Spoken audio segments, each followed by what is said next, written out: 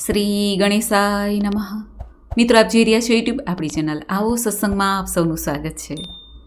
મિત્રો, આજે આ વિડીયોમાં આપણે સાંભળવાના છીએ જ્યેષ્ઠ માસના શુક્લ પક્ષની 13મી તિથિ એટલે પ્રદોષનું વ્રત. શનિવાર આવે છે એટલા માટે શનિ પ્રદોષ વ્રત કથા, પૂજા મુહૂર્ત, મહિમા અને આજના ખાસ ઉપાય. જો આપના વિડીયો પસંદ આવે તો લાઈક કરજો, શેર કરજો. આપ આ ચેનલ પહેલી વખત જોઈ રહ્યા છો તો સબસ્ક્રાઈબ કરી લેજો, જેથી આવનાર નવા વિડીયોની માહિતી આપ સુધી તુરંત પહોંચી શકે. ધન્યવાદ. ઓમ મંગલમ ભગવાન શંકર મંગલમ વૃષભધ્વજ મંગલમ પાર્વતીનાથો મંગલાય તનોહર. બોલો મંગલ મૂર્તિ ભગવાન શ્રી શક્તિપતિ મહાદેવની જય. મિત્રો, શનિ પ્રદોષ વ્રત ભગવાન શિવ અને પાર્વતીજીની આરાધનાનો શુભ દિવસ કે રાત્રિ છે. પ્રદોષ અર્થાત સૂર્યાસ્ત સમયની આસપાસનો જે 1-1.5 કલાકનો સમય હોય છે, ન દિવસ ન રાત્રિ, એને પ્રદોષકાળ કહેવાય છે. આ પ્રદોષકાળ ભગવાન મહાદેવને સમર્પિત છે. આ દિવસે પ્રદોષકાળમાં ભગવાન મહાદેવની પૂજા આરાધના કરવાથી ભક્તોની તમામ મનોકામના પૂર્ણ થાય છે, આધિ વ્યાધિ ઉપાધિનું હરણ થાય છે અને પ્રદોષ વ્રત ભગવાન મહાદેવને અત્યંત પ્રિય છે. માન્યતા છે કે સાચા મનથી ભગવાન શિવની આજે પૂજા આરાધના કરવાથી, વ્રત ઉપવાસ રાખવાથી ભગવાન મહાદેવની સાથે શનિદેવની કૃપા પણ પ્રાપ્ત થાય છે. જીવનના કષ્ટો, આર્થિક પરેશાની, શનિ દોષ તથા રોગ બાધાઓમાંથી પણ મુક્તિ મળે છે. દાંપત્ય જીવન સુખાકારી રહે છે, સંતાન સુખની પ્રાપ્તિ થાય છે, મનોકામનાની પૂર્તિ થાય છે, આધ્યાત્મિક ઉન્નતિ તરફ દોરી જાય છે. આ વ્રત પ્રદોષ ભગવાન મહાદેવને અત્યંત પ્રિય છે. એવું પણ કહેવાનું છે કે પ્રદોષકાળમાં મહાદેવ દેવી સતી પાર્વતી સાથે નૃત્ય કરે છે અને ભક્તોને આનંદ આપે છે, ભક્તોની પ્રાર્થના સાંભળે છે. એટલા માટે જો તુરંત ભગવાન સાથે જોડાણ કરનારું વ્રત હોય તો તે છે પ્રદોષ વ્રત. સૌપ્રથમ જાણી લઈએ પ્રદોષની તિથિ ક્યારે આરંભ થાય છે અને પૂજાનું શુભ મુહૂર્ત શું છે. જ્યેષ્ઠ માસના શુક્લ પક્ષની ત્રયોદશી પ્રદોષનું વ્રત તિથિ પ્રારંભ થાય છે 26 જૂન 2026 રાતના લગભગ 10:21 આસપાસ, જે આ તિથિ પૂર્ણ થાય છે 27 જૂન 2026 રાત્રિના 12:42 આસપાસ. પ્રદોષ વ્રત ત્યારે કરાય છે જ્યારે સંધ્યા સમયે પ્રદોષ તિથિ હોવી જોઈએ. એટલા માટે તારીખ 27 જૂન 2026ના દિવસે શનિવાર આવે છે. શનિ પ્રદોષનું વ્રત થશે. હવે આપણે જાણી લઈએ આ પ્રદોષના દિવસે પૂજાનું શુભ મુહૂર્ત શું છે. આ પ્રદોષની પૂજાનું શુભ મુહૂર્ત છે સાંજે 7:30થી લઈને 9:30 સુધી. આ સમય દરમિયાન જેમ સવારે આપણે મહાદેવના શિવલિંગની પૂજા કરીએ છીએ તે જ રીતે સાંજે પ્રદોષ સમયે પણ પૂજા કરવી જોઈએ, ધૂપ દીપ નૈવેદ્ય આદિથી. શનિ પ્રદોષ વ્રત કરનારે અમુક નિયમનું પાલન પણ કરવાનું હોય છે. જેમ કે આ દિવસે જે ભક્તો વ્રત રાખે છે તે બ્રહ્મચર્યનું પાલન અવશ્ય બોલે, જૂઠું ન બોલે, તામસિક આહાર ન લે અને સાત્વિક વિચાર રાખે. ભગવાન ભોળાનાથની પ્રસન્નતા માટે આ વ્રત કરાય છે, એટલે સ્વસ્થતા પણ જાળવવી જોઈએ અને પ્રભુની પૂજા અવશ્ય કરે. શિવ પરિવારની પૂજા પણ કરી શકાય છે અને ત્યારબાદ બીજા દિવસે આ વ્રતનું પારણ કરાય, દાન દક્ષિણા કરાય છે. હવે જાણી લઈએ શનિ પ્રદોષની પૂજા વિધિ વિશે. જે ભક્તો વ્રત કરવા માંગે છે તેઓ સવારે વહેલા ઉઠીને સ્નાનાદિથી પરવારીને શુદ્ધ વસ્ત્ર ધારણ કરે. આખો દિવસ જે રીતે વ્રત કરવાનું છે તે સંકલ્પ લે. એક ટાઈમ ભોજન લઈ શકાય છે. સાંજે જ્યારે પ્રદોષની પૂજા સંપન્ન થઈ જાય પછી અથવા તો ફલાહાર લઈ શકાય છે. શિવલિંગની પૂજા ખાસ થાય છે ગંગાજલ, દૂધ, દહીં, મધ, ઘી, સાકર આદિથી અભિષેક થાય છે. જો આપણા ઘરના મંદિરમાં નાનકડું અંગૂઠા જેવડું શિવલિંગ હોય તો તેની પણ પૂજા થઈ શકે છે અને શિવાલયમાં જઈને પણ પૂજા થઈ શકે છે. ભગવાન મહાદેવના શિવલિંગની પૂજા કરતી વખતે બિલ્વપત્ર, ધતુરો, આંક, ભસ્મ, ચંદન, અક્ષત, સફેદ પુષ્પ અને સફેદ ફળ છે કે સિઝનના ફલ ફલાદી ભોગ લગાવી શકાય છે. પ્રભુનું ધૂપ દીપ નૈવેદ્ય થાય પછી આરતી કરવી. ભગવાન મહાદેવનો મંત્ર 108 વાર જપી શકાય છે. ભગવાન શિવજીની પૂજા સંપન્ન થાય પછી ભૂલચૂક ક્ષમા મંગાય છે. અને આ વ્રત એક જ દિવસનું હોય છે. બીજા દિવસે સવારે કંઈ પણ આપણાથી થાય તે દાન પુણ્ય કરવું. ધાર્મિક માન્યતા અનુસાર શનિ પ્રદોષનું વ્રત કરવાથી ભગવાન શિવજી શીઘ્ર જ પ્રસન્ન થાય છે અને બધા પ્રકારના કષ્ટો દૂર કરે છે. શનિવારે આવતું પ્રદોષનું વ્રત શનિદેવની કૃપા પ્રાપ્તિ માટે પણ છે. શનિદેવનું વ્રત પણ થઈ જાય છે, શનિવારનું વ્રત થઈ જાય છે. માટે શનિ સંબંધી દોષ હોય, સાડેસાતી, ઢૈયા કે કોઈ સમસ્યા હોય, ઉલઝન હોય, તેમાંથી પણ રાહત થાય છે. કારણ કે શનિદેવના ગુરુ છે મહાદેવ અને શનિદેવના ઈષ્ટદેવ છે ભગવાન શ્રી કૃષ્ણ.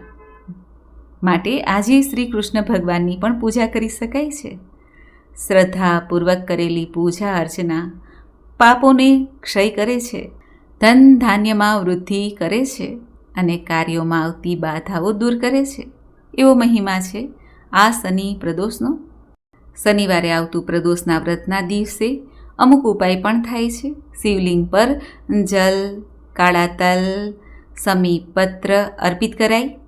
ત્યારબાદ શિવ ચાલીસાનો પાઠ કરાય. માન્યતા છે કે આમ કરવાથી શનિ સંબંધી અશુભ પ્રભાવ છે તેમાં રાહત થાય છે. આજે 108 બિલ્વપત્ર ભગવાન શિવજીના શિવલિંગ ઉપર અર્પિત કરે. ભક્તો અડદની દાળ, કાળા જૂતા, ચપ્પલ, છત્રી, વસ્ત્ર જે શનિ સંબંધી વસ્તુ છે તેનું દાન કરે તો પણ લાભની પ્રાપ્તિ થાય છે. આજે શનિ ચાલીસાનો પાઠ છે, શનિદેવના મંત્રનો જાપ છે તે કરી શકાય છે. શનિવારનું જે પૂજાનું વિધાન છે તે શનિદેવની પૂજા થાય કે પ્રદોષની પૂજા થાય, સૂર્યાસ્ત સમય બાદ શનિદેવની પૂજા ઉત્તમ મનાય છે. પીપળાના વૃક્ષની પૂજા પણ આજે થાય છે. શનિ સંબંધી આ વૃક્ષ મનાય છે. સરસવના તેલનો દીપક પ્રગટાવવો, પીપળાના વૃક્ષની પ્રદક્ષિણા થાય છે. આમ કરવાથી પણ શનિદેવ પ્રસન્ન થાય છે અને પ્રભુની કૃપાથી જીવનમાં અડચણો હોય તે દૂર થાય છે અને શુભતા જીવનમાં પ્રવેશ કરે છે. આવો મહિમા છે આ શનિ પ્રદોષનો. હવે આપણે સાંભળીએ આ શનિ પ્રદોષના વ્રતની કથા. બોલો શક્તિપતિ ભગવાન મહાદેવની જય. આ કથા પુરાતન સમયની છે. એક નિર્ધન બ્રાહ્મણી પોતાના દુઃખોથી થાકી હારીને સાંડિલ્ય ઋષિ પાસે તેનું નિવારણ પૂછવા તેમના આશ્રમે ગઈ અને વિનીત ભાવથી, શ્રદ્ધાથી ઋષિને પોતાના જીવનની હકીકત જણાવી અને જે કોઈ સમસ્યા છે જીવનમાં આવતી તેના નિવારણ માટે પ્રશ્ન પૂછ્યો અને કહ્યું, હે મહર્ષિ, હું અને મારા બંને પુત્રો તમારા શરણે છીએ. હવે તમે જ અમને ઉગારો. ત્યારે સાંડિલ્ય ઋષિ બોલ્યા, હે પુત્રી, તમારી વાત જાણીને તથા મારા જ્ઞાન ચક્ષુના આધારે હું તમને એક સલાહ આપીશ કે તમારા સર્વ દુઃખોનું નિવારણ માત્ર ભગવાન શિવજીનું શનિ પ્રદોષનું વ્રત છે. માટે આજે જ તમે આ વ્રતનો સંકલ્પ કરો. ત્યાર પછી ઋષિએ તેમને શનિ પ્રદોષના વ્રતની વિધિ વિધાન સમજાવ્યું, સંકલ્પ કરાવ્યો અને ઘર તરફ રવાના કર્યા. બ્રાહ્મણીનો મોટો પુત્ર ધર્મ જે રાજપુત્ર હતો, નાનો પુત્ર શુચિવ્રત પોતે ત્રણેય શનિ પ્રદોષનું વ્રત કરવા લાગ્યા. તેથી તેમનો સમય ધીમે ધીમે સુધરતો ગયો અને દુઃખના ઓળા ઓછા થયા. એક દિવસ નાનો પુત્ર શુચિવ્રત સવારે નદી કિનારે સ્નાન કરવા ગયો. સ્નાન કરીને પાછો ફરતા ત્યારે તેને માર્ગમાં સુવર્ણથી ભરેલો તાંબાનો ઘડો મળ્યો. ઘડો લઈને શુચિવ્રત ઘરે આવ્યો. તેણે માતાને બધી વાત કરી. ઘડો માતાને આપીને તેનું શું કરવું તે પૂછ્યું. ત્યારે બ્રાહ્મણીએ કહ્યું, હે પુત્ર, તમે બંને ભાઈ આ ધન અડધું અડધું વહેંચી લો. માતાના વચનો સાંભળીને શુચિવ્રત અતિશય પ્રસન્ન થયા. તેણે આવી માતા હોવાનો ગર્વ થયો. તેણે મોટા ભાઈ ધર્મને બોલાવ્યા અને સઘળી હકીકત જણાવી. 2 ભાગ કરવા વિનંતી કરી. રાજપુત્ર ધર્મને આ વાત જાણીને અતિશય આનંદ થયો.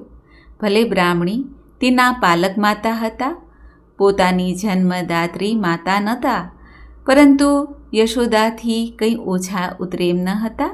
ત્યારે ધર્મ બોલ્યા, મારી આ માતા મારું મોટું ધન છે. રાજપુત્ર આગળ માતાને કહે છે, હે માતા, તમારી મહાનતા આગળ મારું શિર નમાવું છું. જેની પાસે તમારા જેવી માતારૂપી ધન હોય તેને આવા ક્ષુલક ધનની શું જરૂર પડે? આમય આ ધન મારા નાના ભાઈને પ્રાપ્ત થયું છે. તે ક્યાં મારાથી જુદો છે, માટે તેની પાસે જ રહેવા દો. મને ભગવાન ભોળાનાથ આપશે ત્યારે જ હું સ્વીકારીશ. આમ કહીને તેણે ઘડો સૂચિવ્રતને સોંપી દીધો. એક દિવસ બંને ભાઈ પ્રદેશ ભ્રમણ માટે નીકળ્યા. તેઓ જંગલમાં ફરતા ફરતા એક રમણીય કિનારે પહોંચ્યા. સંજોગવશાત ત્યાં ગાંધર્વ કન્યાઓ રમણ કરવા આવી હતી અને ક્રીડાઓ કરતી હતી. આ ગાંધર્વ કન્યાઓને જોઈને સૂચિવ્રતે કહ્યું, મોટા ભાઈ, હવે આપણે અહીં જ રોકાઈ જવું જોઈએ. ભાવતું હતું અને વેધે કહ્યું, જેવો ઘાટ રાજપુત્ર સાથે થયું. તેણે એક પથ્થર ઉપર સૂચિવ્રતને બેસવા કહ્યું અને પોતે ધીમે ધીમે કન્યાઓ પાસે પહોંચી ગયા. રમણીય તળાવને કિનારે ગાંધર્વ રાજકુમારી વિહાર કરવા આવી રહ્યા હતા. તેણે રાજપુત્રને જોયા અને મોહિત થયા. રાજકુમાર પાસે દોડી જઈને બોલ્યા, હે કુમાર, તમે કોણ છો? તે હું નથી જાણતી અને જાણવા માંગતી પણ નથી. તેણે પોતાની સખીઓને ગમે તે બહાને બતાવી. રાજકુમારીએ પોતાની સખીઓને દૂર કરી અને પોતે રાજકુમાર સાથે વાતો કરવા ઊભા રહ્યા. રાજકુમારી ધર્મને પૂછે છે, હે કુમાર, તમારો પરિચય આપો. રાજકુમાર બોલ્યા, હું વિદર્ભ નરેશનો પુત્ર છું, પણ અત્યારે મારી પાલક માતા સાથે રહું છું. આટલું કહીને તેણે પોતાની સઘળી વાત કહી સંભળાવી અને કહ્યું, હે સુંદરી, હવે તમારો પરિચય આપો. ત્યારે રાજકુમારી બોલ્યા, હું ભદ્રવીક નામના ગાંધર્વ રાજાની પુત્રી છું. મારું નામ અંશુમતી છે. હું તમારા ઉપર મોહિત થઈ છું. તમને મારા પતિ બનાવવા માંગુ છું. હવે માત્ર દૈહિક વિવાહ જ બાકી છે. આટલું કહીને રાજકુમારીએ પોતાના ગળામાંથી સાચા મોતીનો હાર કાઢીને રાજકુમારના ગળામાં પહેરાવ્યો અને કહ્યું, મને અને તમને વિધાતાએ સંજોગ વસાદ મેળવ્યા છે. રાજકુમાર ત્યારે કહે છે, હે ભદ્રે, મેં તમારો પ્રેમથી આપેલો ઉપહાર સ્વીકારી લીધો છે, પરંતુ આ સમયે હું નિર્ધન છું. તમને કશું આપી શકું તેમ નથી. ત્યારે કુમારના આવા વચનો સાંભળીને રાજકુમારી કહે છે, હે કુમાર, મેં જે કહ્યું તે પ્રમાણે જ હું વર્તન કરીશ. ત્રીજા દિવસે તમારી માતા સહિત અહીં આવજો. ત્રીજા દિવસે રાજકુમાર ધર્મ પોતાની પાલક માતા સાથે ભાઈ સાથે સૂચિવ્રતને લઈને તળાવના કિનારે આવ્યા. થોડા સમયમાં ગાંધર્વ રાજા પોતાની બંને કન્યાઓ અને રાણીઓ સાથે તળાવના કિનારે આવી પહોંચ્યા. ગાંધર્વ રાજે વિનીત ભાવથી બ્રાહ્મણીને કહ્યું, દેવી, મારી બંને પુત્રીઓના લગ્ન હું તમારા બંને કુમારો સાથે કરવા ઈચ્છું છું, તો તમે અનુમતિ આપો. બ્રાહ્મણીએ કહ્યું, હે રાજન, અમે ગરીબ છીએ, તમારી તોલે ન આવી શકીએ, છતાં તમારી આજ્ઞા શિરો માન્ય છે. ગાંધર્વ રાજા કહે છે, હે દેવી, આ તો ભગવાન શિવજીએ જ મને આદેશ આપ્યો છે. હું માત્ર તેનું પાલન કરું છું. થોડા સમય પહેલાં હું કૈલાસ પર્વત ઉપર ગયો હતો. ત્યારે ભગવાન શિવે મને કહ્યું હતું કે, હે ગાંધર્વ રાજા, વિદર્ભ દેશનો રાજકુમાર ધર્મગુપ્ત, જે અત્યારે રાજ્યવિહીન અને નિર્ધન છે, તે મારો પરમ ભક્ત છે. એ તમને મળશે ત્યારે તમે તમારી મોટી પુત્રીનો વિવાહ તેની સાથે કરશો. નાની પુત્રીનો વિવાહ તેના લઘુ બંધુ નાના ભાઈ સૂચિવ્રત સાથે કરજો. ધર્મગુપ્તને તેના પિતાનું ગુમાવેલું રાજ્ય પાછું મેળવી આપજો. સંપૂર્ણ સહાય કરજો. મારા આશીર્વાદ તમારી સાથે છે. આમ કહીને ગાંધર્વ રાજા કહે છે, હે દેવી, હું ભગવાન શિવજીનો સેવક છું. તેઓ મારા સ્વામી છે. તેમની આજ્ઞાને હું કઈ રીતે ઉઠાપી શકું? બંને કુમારોના લગ્ન બંને કન્યાઓ સાથે થયા. ગાંધર્વ રાજાએ પોતાની સેના ધર્મગુપ્તને આપી અને સેના વડે ધર્મગુપ્તે પોતાના પિતાનું રાજ્ય પાછું મેળવ્યું. પોતે રાજા બન્યા અને સૂચિવ્રત ભાઈને પ્રધાન બનાવ્યો. પાલક માતાને રાજમાતાની પદવી ઘોષિત કરી. હે ભગવાન શિવજી, તમે જેવા આ બ્રાહ્મણીને ફળ્યા, બ્રાહ્મણ પુત્રને ફળ્યા, તે રીતે આપનું વ્રત કરનાર, કથા કહેનાર, કથા સાંભળનાર સૌને ફળજો. બોલો ભગવાન શક્તિપતિ મહાદેવની જય. તો મિત્રો, આપણે સાંભળી શનિ પ્રદોષની વ્રત કથા. હવે આપણે સાંભળીએ, આજે શનિવાર છે, શનિદેવની કથા, શનિવારની વ્રત કથા. બોલો શક્તિપતિ ભગવાન મહાદેવની જય, શનિદેવ મહારાજની જય. ઘણા પ્રાચીન કાળની આ વાત છે. સૂર્ય, ચંદ્ર, મંગળ, બુધ, બૃહસ્પતિ, શુક્ર, શનિ, રાહુ અને કેતુ, આ 9 ગ્રહ એકઠા થયા અને વાતોએ વળગ્યા. સૂર્ય કહે, તમારા બધામાં હું સર્વશ્રેષ્ઠ છું. મારી કૃપા હોય તો વ્યક્તિ ધન, કીર્તિ, રાજ, સન્માન, કુટુંબ સુખ આદિ પ્રાપ્ત કરી શકે છે. આ સાંભળીને ચંદ્રદેવ પણ પોતાની બડાઈ કરે છે અને આમ 9 ગ્રહ પોતપોતાના વખાણ કરે છે. તેમાં કોણ મોટું તેની ચડસા ચડસી થવા લાગી. અંદરો અંદર વાદ વિવાદ થવા લાગ્યો. ત્યારે સૂર્યદેવે કહ્યું કે આપણે બધા ઝઘડો ન કરીએ અને ઇન્દ્ર રાજા પાસે જઈએ. બધા ગ્રહો ઇન્દ્રદેવ પાસે જાય છે અને કહે છે કે હે ઇન્દ્રદેવ, અમારામાં કોણ મોટું? 9 ગ્રહની આ વાત સાંભળીને રાજા ઇન્દ્ર કહે છે કે આમાં કોને મોટો કહેવો? જો કોઈ એકને મોટો કહીશ તો સમસ્યા થશે. એટલા માટે ઇન્દ્રદેવ કહે છે કે મારામાં એટલું સામર્થ્ય નથી કે હું નિર્ણય લઈ શકું. આ ન્યાય તો પૃથ્વીલોકના રાજા કરી શકશે. ઉજ્જૈની નગરીમાં વિક્રમ આદિત્ય નામે રાજા રહે છે. તમે ત્યાં જાઓ, તે ન્યાય અવશ્ય કરશે. ઇન્દ્રદેવની વાત સાંભળીને 9 ગ્રહો પૃથ્વીલોક ઉપર આવ્યા અને વિમાનમાં બેસીને ઉજ્જૈની નગરીમાં વિક્રમ રાજાની સભાગૃહ પાસે આવીને ઉતર્યા. તે સમયે વિક્રમ રાજા સભા ભરીને બેઠા હતા. તે સભામાં અનેક વિદ્વાનો, જ્ઞાની, મહાપુરુષો, મંત્રીઓ, વિપ્રવરો બેઠા હતા. રાજાને સમાચાર મળ્યા કે સ્વર્ગમાંથી દેવતાઓ આવ્યા છે. રાજા આ વાત સાંભળીને આશ્ચર્યમાં પડી ગયા. ત્યાં તો 9 ગ્રહ સભામાં દાખલ થયા. વિક્રમ રાજા સમક્ષ ઉપસ્થિત થઈ ગયા. વિક્રમ રાજા 9 ગ્રહોને ઓળખી ગયા અને ઊભા થઈને તેમને પ્રણામ કર્યા, આવકાર આપ્યો અને આસન બેસવા માટે કહ્યું. પછી વિક્રમ રાજાએ તેઓને પૂછ્યું કે હે 9 ગ્રહ દેવતાઓ, તમે આજે મારા રાજ્યમાં પધરામણી કરી છે. આનું શું પ્રયોજન છે તે જણાવો, કૃપા કરો. રાજાના વચન સાંભળીને સૂર્યદેવ ઊભા થયા અને બોલ્યા, અમારા 9 ગ્રહોમાં કોણ મોટું તે બાબતમાં વિવાદ થયો છે. હે રાજન, તમે ન્યાય કરો. અમારા 9માં કોણ મોટું છે? વિક્રમ રાજા સૂર્યદેવની વાત સાંભળીને ચિંતામાં પડી ગયા. તેમને થયું કે આ 9માં કોને કહું કે તમે મોટો અને તમે નાનો? જેને હું નાનો કહીશ તે મારા પર કોપાયમાન થશે, નારાજ થશે. આમ વિચારીને રાજા કહે છે કે હે 9 ગ્રહ દેવતાઓ, તમે તો દેવો છો અને હું પૃથ્વીલોકનો તુચ્છ મનુષ્ય. હું તમારો ન્યાય કેવી રીતે કરી શકું? આથી સૂર્યદેવ બોલ્યા, હે રાજા વિક્રમ, અમે અમારો ન્યાય કરવા માટે ઇન્દ્ર રાજા પાસે ગયા હતા. ઇન્દ્ર રાજાએ જ તમારું નામ કહ્યું એટલે અમે તમારી પાસે આવ્યા છીએ. છેવટે વિક્રમ રાજાએ કંઈક વિચારીને 9 ગ્રહોને કહ્યું, તમે આજથી 8મા દિવસે અહીં આવજો. તે વખતે હું તમારો ન્યાય અવશ્ય કરીશ. પછી 9 ગ્રહો અહીં 8મા દિવસે પાછા મળીશું તેમ વિચારીને બધા પોતપોતાના સ્થાને ગયા. રાજાએ પછી પોતાના મંત્રીઓ, વિદ્વાનો અને જ્યોતિષીઓ સાથે ચર્ચા વિચારણા કરી. સોના, ચાંદી, પિત્તળ, કાંસુ, તાંબા, જસત, અબરખ અને લોઢાનું આદિ 9 આસન બનાવવામાં આવ્યા અને રાજસભામાં ગોઠવવામાં આવ્યા.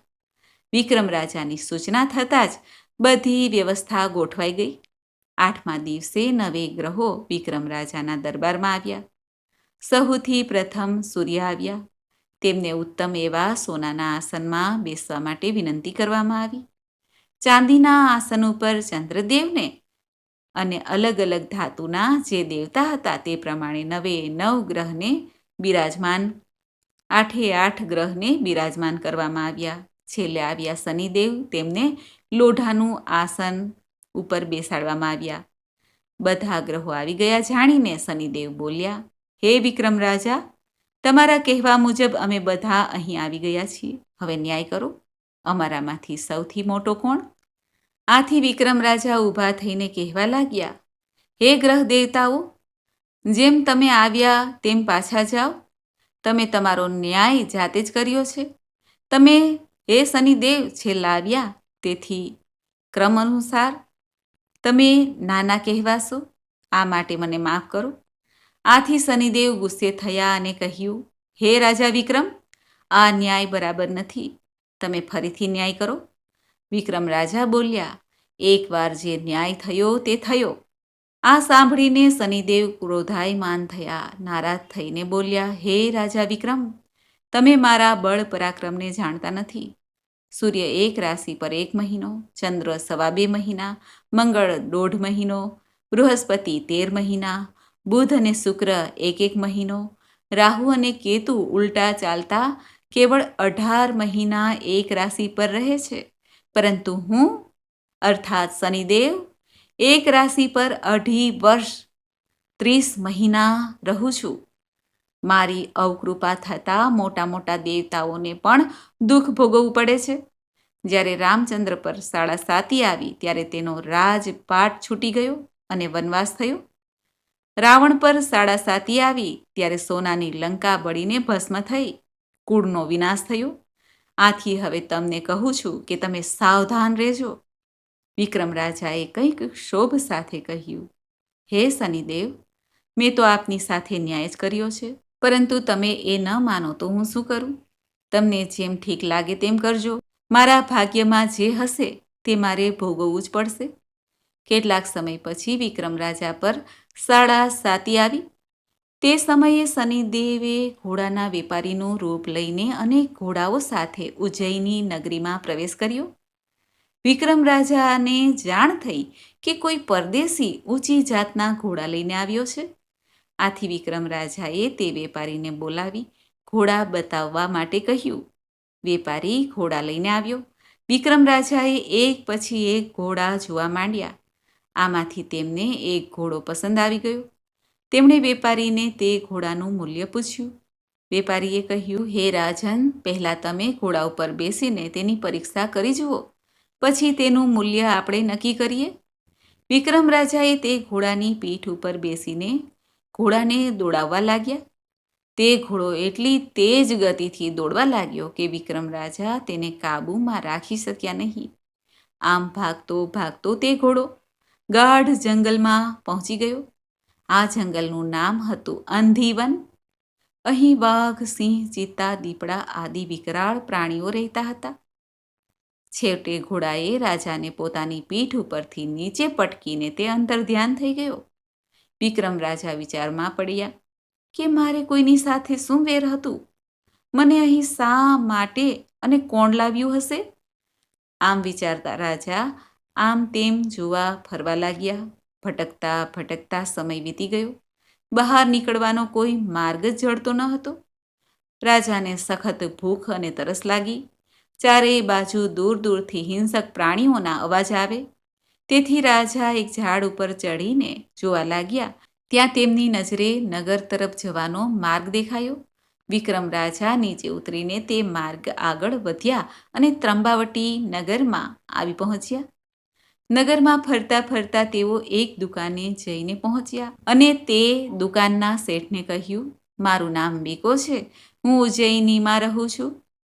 આ જાણીને શેઠે બીકાને ઠંડુ પાણી પાયું અને દુકાનમાં એક બાજુ બેસવા માટે કહ્યું. આ દિવસે શેઠની દુકાનમાં ઘણો વેપાર થયો. શેઠ સમજ્યા કે આવનાર મનુષ્ય શુભ પગલાંનો છે, કારણ કે આજે મારો વેપાર વધ્યો છે, તેથી તે ભાગ્યવાન હોવો જોઈએ. સાંજ પડતા બીકાને શેઠ પોતાના ઘેરે લઈ ગયા. શેઠે ઘેરે જઈને શેઠાણી તથા તેની દીકરીને કહ્યું કે આવનાર ભાગ્યવાન છે. આજે દુકાનમાં બેઠો હતો તો મારે ઘણો વેપાર થયો, ઘણો લાભ થયો, માટે હું એને અહીં ઘરે ભોજન માટે લાવ્યો છું. શેઠાણી અને તેની દીકરીએ કહ્યું, સારું કર્યું, તમે તેને જમવા માટે અહીં લાવ્યા હતા. અમે જમવાનું પીરસીએ છીએ. હાથ પગ ધોઈને તમે જમવા માટે બેસો. શેઠની દીકરીએ મહેમાનને અર્થાત બીકાને ઓરડામાં ઉતારો આપ્યો. બીકો હાથ પગ મોં ધોઈને ઓરડામાં બેઠો. ત્યાં તેણે એક કૌતુક જોયું. દિવાલની ખીતી ઉપર એક હીરાનો હાર લટકી રહ્યો હતો. તેને ભીત ઉપર ચિતરેલ એક હંસ ગળી રહ્યો હતો. બીકો આ જોઈને આશ્ચર્ય પામ્યો. જમવાનું કહેણાવતા બીકો જમવા ગયો. પછી શેઠની દીકરીએ પોતાના ઓરડામાં આવીને હીરાનો હાર જે ખીતીએ લટકતો હતો તે લેવા માટે ગઈ, પરંતુ તે દીઠો નહીં. માટે તેણે બધાને પૂછ્યું કે મારો હાર કોઈએ જોયો? બીકો જમીને પાછો ઓરડામાં આવતા શેઠની દીકરીએ પૂછ્યું, અહીં ખીટીએ મારો હીરાનો હાર મૂક્યો હતો, તે તમે જોયો છે? બીકાએ વિચાર્યું કે ખીટીએ લટકાવેલ હીરાનો હાર દિવાલે ચિતરેલ હંસ ગળી ગયો છે તેમ કહીશ તો કોઈ માનશે નહીં. તેથી બીકાએ જણાવ્યું કે તે હારની મને ખબર નથી. શેઠની દીકરીએ બીકાને હાર આપી દેવા માટે ઘણું સમજાવ્યું, પરંતુ બીકાએ કહ્યું કે મારી પાસે એ હાર નથી. છેવટે શેઠ બીકાના હાથ પગ બાંધીને રાજાના મહેલે લઈ ગયા અને શેઠની દીકરીનો હાર આપી દેવા માટે જણાવ્યું. રાજાના કહેવા છતાં પણ બીકાએ ના જ કહી કે એ હાર મારી પાસે નથી. રાજાએ બીકાના હાથ પગ કાપી નખાવ્યા અને તેલીના ઘર પછવાડે નાખી દીધો. આમ એક દિવસ બીકો તેલીના ઘર પછવાડે પડી રહ્યો.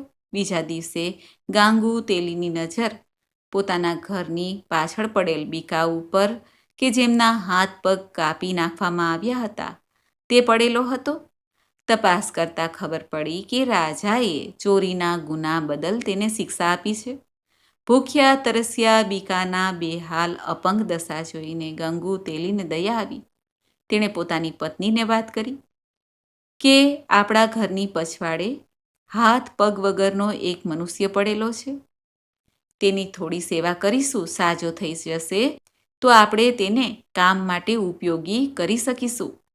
ઘેર બેઠા તે ઘાણી ફેરવ્યા કરશે. ત્યારે તેની પત્નીએ કહ્યું કે તે રાજાનો ગુનેગાર છે, માટે પહેલાં તમે રાજાને પૂછી લો, નહીંતર દંડ પણ થઈ શકે છે. ગંગુ તેલીએ રાજાની સંમતિ માટે રાજસભામાં ગયો. ત્યારે રાજાએ કહ્યું કે બીકો તેના અપરાધની સજા ભોગવી ચૂક્યો છે, માટે તમે તેને ઘરમાં રાખો કે કામે રાખો, એનાથી રાજાને કોઈ લેવા દેવા નથી. ગંગુ તેલી ઘેરે આવ્યો અને તેની પત્નીને બધી વાત કરી. પછી તેઓએ ભીત પછવાડેથી બીકાને ઉચકીને ઘેરે લઈ આવ્યા. તેની સાર સંભાળ લીધી અને બીકો સારો થઈ ગયો. ગાંગુ તેલીની ઘાણી ઉપર બેસવા લાગ્યો અને આમને આમ દિવસો વીતવા લાગ્યા. બીકો પોતાના કામકાજથી પરવારીને ઉદાસીને દૂર કરવા માટે મલ્હાર રાગમાં ગાવા લાગ્યો. એક દિવસ તે બાજુથી ત્યાંની રાજકુમારી પસાર થતી હતી. મલ્હાર રાગમાં કોઈ ગાતું જણાયું. રાજકુમારી સંગીતના ઘણા શોખીન હતા. આજે રાજકુમારીએ મલ્હાર રાગ સાંભળ્યો. મધુર તાલમય સાથે આ રાગ સાંભળીને તે મુગ્ધ થઈ ગયા. ગાનાર પર મોહી પડ્યા. તેણે પોતાની સખીને કહ્યું, સખી, આ મલ્હાર રાગ જે ગાય છે તેની તપાસ કરો. પછી દાસીએ તપાસ કરીને રાજકુમારીને જણાવ્યું કે તે મલ્હાર રાગ ગાતું હતું તેના બંને હાથ પગ કપાયેલા છે. ગાંગુ તેલીને ત્યાં ઘાણીએ બેસીને આખો દિવસ બળદને હાંક્યા કરે છે. રાજકુમારીએ કહ્યું, હે દાસી, હાથ પગ વગરનો અને હાલતો ચાલતો નથી એવા અપંગને પણ હું વર માની બેઠી છું, એટલે હું હવે તેને જ વરીશ. આ સાંભળીને દાસી તો હેપતાઈ જ ગઈ. દાસીએ કહ્યું, બહેનબા, તમે શું કહો છો? તમારા માટે તો કોઈ સારા દેશનો રાજકુમાર પરણે એ સારું કહેવાય. અપંગને પરણીને શું કરશો? દુઃખિત થશો. રાજકુમારી એકના બે ન થયા અને તેણે પોતાના માતા પિતાને જણાવવા માટે કહ્યું. દાસી આ સાંભળીને જ ધ્રુજી જ ગઈ. બીક પેઠી ગઈ કે રાજા રાણી ક્યાંક તેને દંડ ન આપી દે. છતાં રાજકુમારીના કહેવાથી તે દાસી રાજા રાણીને બધી વાત કરે છે. છેવટે રાજા રાણી કહે છે પોતાની દીકરી રાજકુમારીને કે જેવા તારા નસીબ. રાજાએ ગાંગુ તેલીને પોતાના મહેલે બોલાવીને જણાવ્યું કે તારે ત્યાં જે અપંગ ઘાણી ચલાવે છે તેની સાથે મારી દીકરી લગ્ન કરવા માંગે છે. ગાંગુતેલીએ ઘરે જઈને બીકાને વાત કરી. બીકો પણ શું કરે? તેણે કહ્યું કે તમે રાજા પાસે જઈને 2 દિવસની અવધિ લઈ આવો. 2 દિવસ પછી લગ્ન કરીશું. ગાંગુતેલીએ આ વાત જઈને રાજાને કરી અને 2 દિવસ પછી લગ્ન કરવા માટે કહ્યું. હવે બીકો અર્થાત વિક્રમ રાજા મનોમન શનિદેવને વિનંતી કરવા લાગ્યા કે હે પ્રભુ, મેં આપનો અપરાધ કર્યો છે, તમે મને ક્ષમા કરો. તમારી શક્તિનો મને પરચો મળી ગયો છે, મને માફ કરી દો. કૃપા કરો પ્રભુ, કૃપા કરો. એવામાં બીકો જ્યાં બેઠો હતો ત્યાં શનિદેવનું વિમાન આવી ચડ્યું. શનિદેવે વિમાનમાંથી ઉતરીને બીકા પાસે આવીને કહ્યું, હે રાજન, હવે તમને ખબર પડી ને? શનિદેવે અમી દ્રષ્ટિ કરી. બીકાના હાથ પગ રૂપ પાછા આવી ગયા અને બીકો કાંતિમય બની ગયો. શનિદેવે જણાવ્યું, હે રાજા વિક્રમ, તમે મને નીચો દેખાડીને શું સુખ ભોગવ્યું? આ બધું દુઃખ મારે લીધે જ હતું. વિક્રમ રાજા કહે છે, હે શનિદેવ, મને માફ કરો, મારી ભૂલ થઈ ગઈ. શનિદેવે તેમને આશીર્વાદ આપીને પોતાના વિમાનમાં બેસીને પાછા અંતર્ધ્યાન થઈ ગયા. બીકાને હાથ પગ તથા સુંદર રૂપ જોઈને ગાંગુતેલી અને તેની પત્ની નવાઈ પામ્યા. તેને નગરના રાજા રાણીને બધી વાત કરી. રાજકુંવરીએ પણ આ વાત સાંભળી રાજી રાજી થઈ ગઈ. લગ્નના દિવસે મોટી ધામધૂમે સાથે બીકાની જાન નીકળી. માર્ગ ઉપર બીકાને જોવા માટે ટોળે ટોળા જામ્યા હતા. રાજમહેલમાં આજે અનેરો આનંદ છવાઈ ગયો અને રાજમહેલમાં લગ્નની વિધિ સંપન્ન થઈ. બીજા દિવસે સભા થઈ ત્યારે રાજાએ બીકાને દરબારમાં બોલાવ્યા અને પૂછ્યું, તમે કોણ છો અને તમારી આ હાલત શા માટે થઈ હતી? બીકાએ જણાવ્યું કે હું ઉજ્જૈની નગરીનો રાજા વિક્રમ આદિત્ય છું. શનિદેવ મારા ઉપર નારાજ થયા હોવાથી આ દશા થઈ હતી. ઉજ્જૈની નગરીના રાજા વિક્રમાદિત્યનું નામ સાંભળીને જ રાજા, રાણી, રાજકુંવરી, દરબારમાં હાજર રહેલા બધા લોકો રાજી રાજી થઈ ગયા. વાયુ વેગે આ વાત નગરજનોમાં ફેલાઈ ગઈ. આ વાત શેઠના કાને પહોંચી. શેઠ પણ તુરંત દોડતા દોડતા વિક્રમ આદિત્ય રાજા પાસે આવ્યા અને માફી માંગવા લાગ્યા. ત્યારે વિક્રમાદિત્યએ જણાવ્યું કે આમાં તમારો કોઈ વાંક નથી, આ બધી શનિદેવની લીલા હતી. શેઠે રાજા વિક્રમાદિત્યને હાથ જોડીને પોતાને ત્યાં ભોજન માટે આમંત્રણ આપ્યું. વિક્રમાદિત્ય તથા રાજકુંવરી ત્યાં શેઠને ત્યાં ભોજન માટે ગયા. જે ઓરડામાં પહેલા ઉતારો આપ્યો હતો ત્યાં જ ઓરડામાં ઉતારો આપવામાં આવ્યો હતો. વિક્રમ રાજા હિંડોળા ખાટ ઉપર બેઠા બેઠા ખીટી સામે જોઈને ભીતે ચિતરેલા હંસ સામે જોતા હતા. તેમના આશ્ચર્ય વચ્ચે ભીતે ચિતરેલ હંસ મોંમાંથી હીરાનો હાર કાઢીને ખીટીએ લટકાવવા પ્રયત્ન કરી રહ્યો હતો. વિક્રમ રાજાએ તરત શેઠને બોલાવીને આ બતાવ્યું. શેઠ પણ આ જોઈને આશ્ચર્યચકિત થઈ ગયા. વિક્રમાદિત્યને પગે લાગ્યા અને જણાવ્યું, હે રાજન, તમે મારી દીકરીનું પાણી ગ્રહણ કરો અને મને ક્ષમા કરી દો. વિક્રમ રાજા શેઠની દીકરી સાથે પરણ્યા. ઘણા દિવસ સુધી ત્રંબાવટી નગરીમાં રહીને વિક્રમ રાજા ઉજ્જૈની નગરી તરફ રવાના થયા. બંને રાણીઓ સાથે તે નગર પ્રવેશ કરવા લાગ્યા.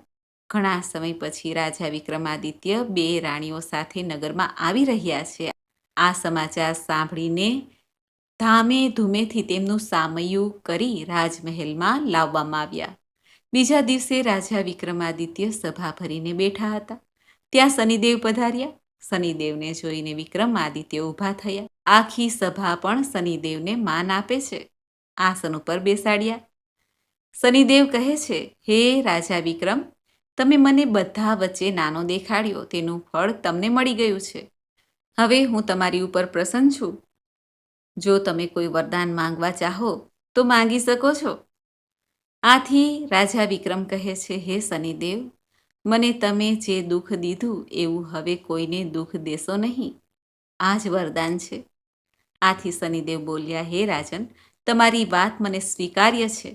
શનિવારે જે નર નારી મારી આ કથા સાંભળે, વાંચે, મારું વ્રત કરે, અર્થાત શનિવારનું વ્રત કરે, શનિદેવનું ધ્યાન ધરે, પૂજા પાઠ કરે, તેને શનિ ક્યારેય પીડશે નહીં.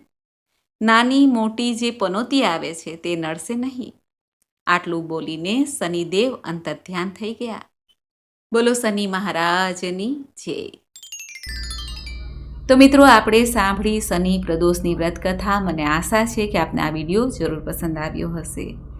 ન્યાય અને દંડના દેવતા ભગવાન શનિદેવની કૃપા પ્રાપ્ત કરનાર અને દેવોના દેવ મહાદેવની કૃપા પ્રાપ્ત કરાવનાર આ શનિ પ્રદોષનું વ્રત છે.